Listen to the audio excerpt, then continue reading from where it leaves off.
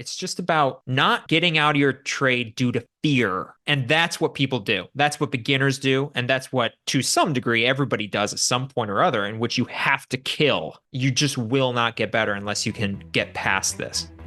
Hey everyone, welcome to the Anarchy Podcast. 99% of traders will never make consistent profits. So why listen to the 99% of advice? On this show, we're going to challenge some of the most hallowed and repeated tenets of trading, and in doing so, set you up to succeed where others fail. Spoiler alert, we don't have a secret strategy or magic wand that will let you skip out on the hard work of learning the markets, but we can debunk viewpoints that are holding you back. If that sounds good to you, come join us.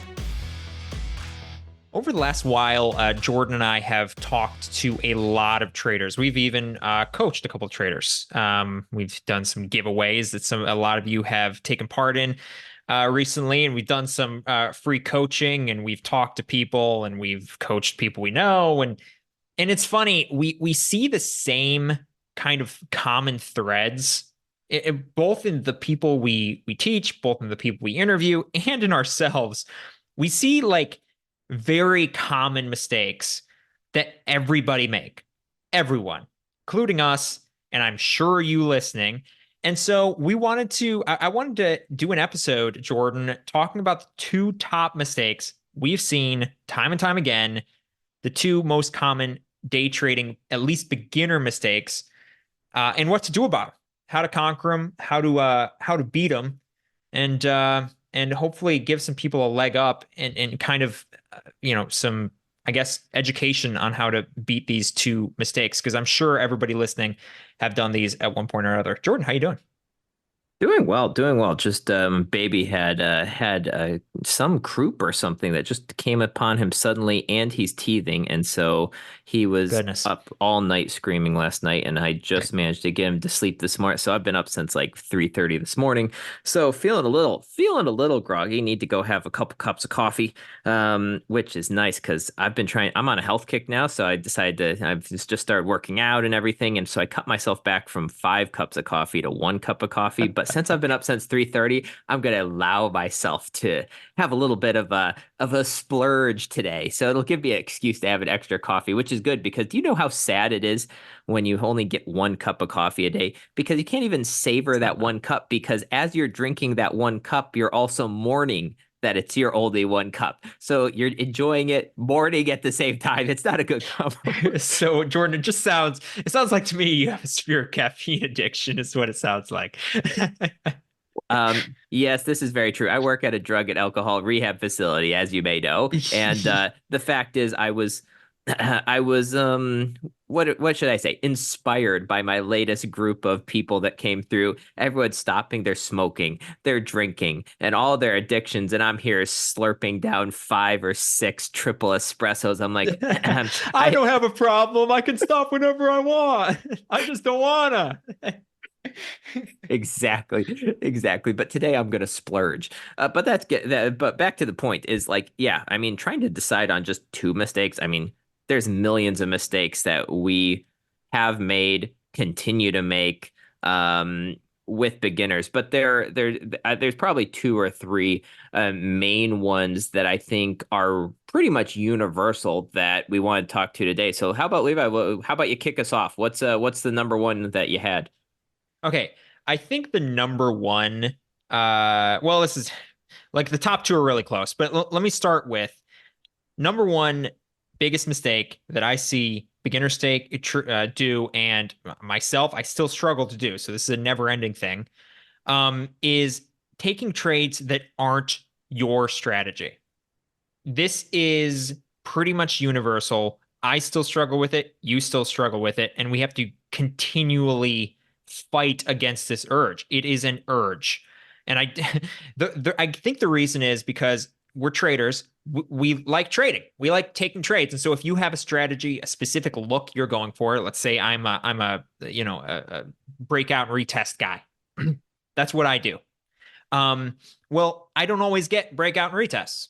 And so if I'm sitting and watching the market and I see, and the market's like, it's going up, it's hitting a strong support level and a resistance level, and it's looking like it's about to slow down.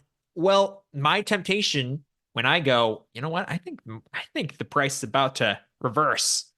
I think a price is about to reverse. Well, I'm not a reversals guy, but I think price is going to reverse, and I haven't seen any breakout and retests, and so I take the reversal. And that is a incredibly common. I mean, everybody we talk to, everybody who we look at their journal, I mean, this is one of, if not the biggest problem that you will have to fight against. Yeah, I still do it. Yeah, I still yeah. do it too. Like you and I were talking about this just the other week, Levi. We were looking at our journals, and it's like I was like, "Oh, it's like, well, what was that one?" Well, because it could have been a reversal, but then we're like, "Yeah, but we don't do reversals." And yeah, I still do it. So It's yeah, totally agree. trading is a constant cleanup act, so you'll never get better. Like you'll never get to a point where you never ever have problems. I mean, hopefully the hope is that you eventually get less get less stupid things. You'll never fully get rid of your stupidity. You'll always be kind of stupid, and you'll always make mistakes, and that's okay. But and the reason, by the way, not sticking to your one specific strategy is a problem, because that's like a good question. Okay, why? Like, why is it a problem? Why can't I just take a reversal if I'm a breakout and retest if I think it's going to reverse? The reason is because to make money trading, you have to be the absolute best at what you do. And the only way to become the best at what you do is to focus really, really insanely hard at one specific thing. And so instead of if you're practicing to be, let's use the most common sport in the world, if you're practicing to be a goalie and a forward playing soccer or football at the same time, well, that's stupid, right? You're not going to get bested either of them. So you need to pick one. And that's why focus is incredibly important. If you're not focused, you just won't get better. I can almost promise you. Yeah, it's the fact is you get good at the one thing you do. That's why there's very few sports stars that can specialize in multiple sports, right? So we see a couple, but there's no one that's the top of their game in Well, multiple sports. Deion Sanders. If Michael anybody, Jordan, Michael Jordan, yeah, but yeah, there's been a couple, but you're not them, and I'm not them either. So, they're unicorns, exactly. They don't exist. So yeah, I mean it's and we've talked about this before. I think we actually have a whole episode on it. Forget the name of it, but the fact is we do. The fact is as traders we're constantly looking for trades, and so trying to really and this is where your trading journal comes into play. And so being able to actually go, did this trade at the end of the day, did these trades match my rules? So important to actually improving your game. And God forbid you actually do really well on a reversal. Let's say you're not a reversal trader, and then you suddenly get like a 5R reversal trade. You're like, yeah, that thing is going, that winner. Go listen to our podcast from last month about, where winning can make you actually worse. That winner is going to affect your trading for months. yeah, we've both done that. I mean, ruined our trading for months before you go back and you realize, holy crap, I've been chasing that same high ever since, and I've been ruining myself. And this is, I love your point about journaling, because that's why it's important to go to journal, because it's much clearer at the end. Okay, that was a reversal, right? Because during trading, you can lie to yourself. You can go, well, it's really a breakout, like it's really retesting. It kind of it It's fell retesting through. the 30. It's Yeah, retesting the support on the 30-second yeah, candle. it's a new, it's a break of structure there. It's a new trend. I'm really just trend, trading. It's just, it's, you can lie to yourself, right? We've all done it. We've all lied to yourself. But at the end of the day, when you journal and you look at it, like, it's like, okay, that clearly was a reversal. I wasn't trading my strategy. And that's why it's really important to, on your journal, just answer, hey, did I follow all my rules? And then, and I think this is important. I don't know about you, but have some sort of consequence if you break your rules. I think that's important to have some sort of follow through. If at the end of the day you're journaling and you took a reversal when you're not a reversals guy, well, what I do is I run 3 miles, which I hate. I hate running. So what I do is I just run 3 miles if I broke my rules, and find a way to break yourself out of this habit and kind of force yourself to view reality. Yeah, great advice. And yeah, pick something that affects you. I mean, I love running, so it doesn't work for me. But usually, actually, mine is usually I have to take a day off from trading, because honestly, that's the biggest punishment for me. I love trading. So if I break Yeah. a rule and then have to take time off from trading, it definitely makes me want to not break those rules in the future. I mean, kind of going along with that, I think the other big reason there that we were talking about is, and this is something again, I think we're all guilty of, is taking profits too early, right? And this is, I would say, this is actually a two-part thing because it's taking profits too early, but as we've discussed, also holding on to profits too long, right? So it goes both ways. And maybe that makes it three reasons, but I think they're very closely intertwined. We'll call it one. So the number one, like again, this is something especially that we see when people are trading their own money. It's very easy to see people don't want to see no one wants to see their profits disappear, right? So if you're in a trade and you see your trade go up, let's say even 0.5 R. So let's say you're risking $500 a trade and you see that trade go up $250. You're like, $250. Like, that's a lot of money. And then of course we know that with the market there's always pullbacks, right? And then so as at watching that $250 disappear and go back to zero or go back to even now minus 250, that is a lot of emotional pain for your brain to go through, right? Like it doesn't matter. It's uncomfortable. I don't care how long you've been trading for, that's part of the process. It's still uncomfortable. And so what people tend to do and what beginners tend to do, and honestly, not even just beginners, what even long-term traders occasionally do, is Guilty. the fact that you'll take the money off the table because you don't want to see those winnings disappear. And that over the long term can just be absolutely detrimental because it throws all of your statistics, as we were talking about last week, throws all your statistics off. Yeah, and the funny thing is, the worst part about it is you typically take your profits at the worst time. That's Yeah. the like Yeah. psychologically, that's the word that you take your profits when price starts going against you. So let's say you're taking a trade and when it reaches, let's say you're aiming for $500 and it hits 250 and everything's good, but now it pulls back to 100.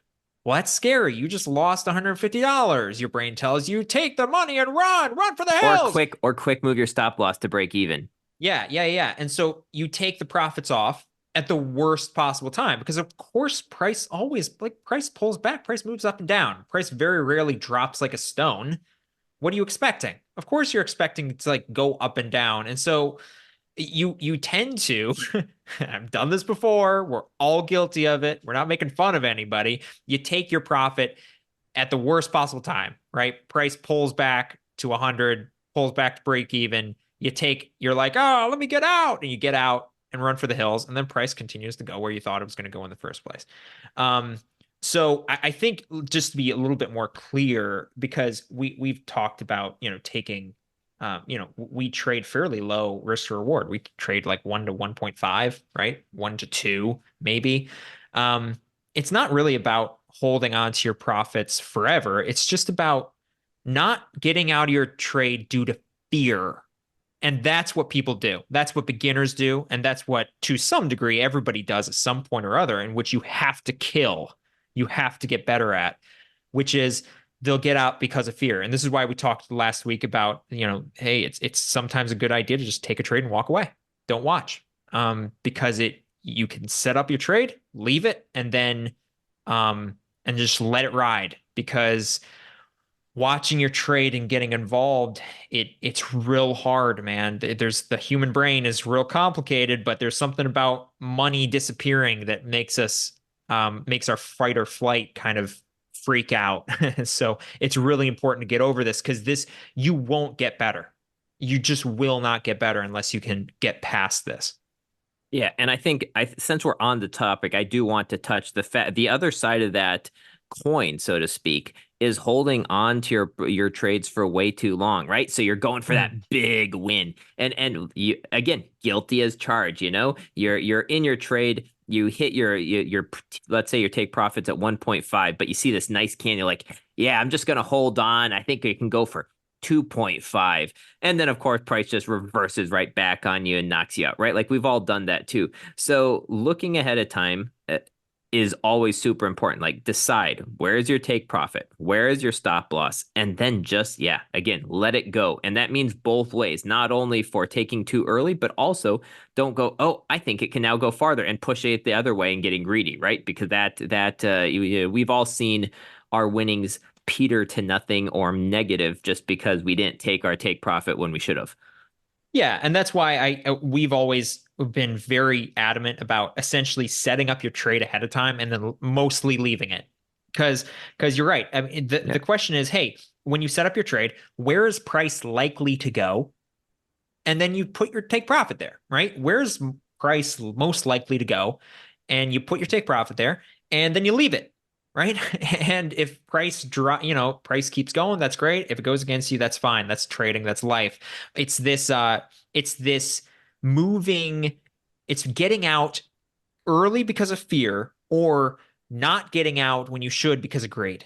I like your opposite side of the coin there because you're right. There's those two things, and those are both really common. There's traders that kind of go one way or the other. But yeah, both of those will kill your profits. So set up your trade and don't let fear or greed manipulate you during a trade. And sometimes the easiest way to do that is just walk away. You can check in on it every now and then, but walking away is sometimes the easiest way to get past that hurdle.